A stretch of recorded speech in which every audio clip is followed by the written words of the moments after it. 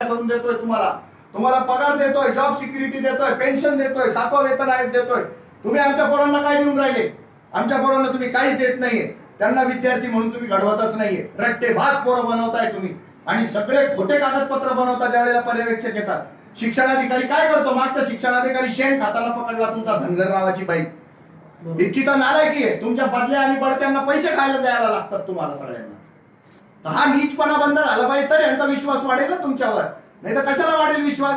एकाच वेळेला 70 पालक ज्या वेळेला तुम्हाला सांगतात आम्हाला जर नाव काढायचंय आणि वरनं तुम्ही 112ला बोलून पोलिसांना बोलवता, चूक आहे ते.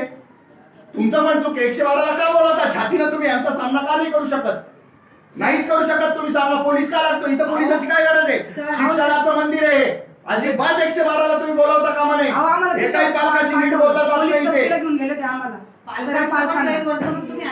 नाही का गैरवर्तणूक ऐकेल मी नाही. पालक हे बघा, 70 पालक ज्यावेळेला 50 पालक ज्यावेळेला व्हिडिओ बनवू द्या. व्हिडिओनी काय बनत नाही. कर नाही तर त्याला डर कशाला? काय संबंध? कोणी मीडियामध्ये काही टाकलं तर काही टाकू शकत नाही. कोणी नाही टाकू शकत. नाही तर नोकरी करायची नाही मॅडम. इथं सगळ्यांचा व्हिडिओ होईल. सगळ्यांचा व्हिडिओ होईल. एवढ्या सुंदर बसलेलं आहे तुम्ही, त्याचा आम्ही हे करून राहिलो ना. एखाद्याचा तुम्ही नको बसता का? तुम्ही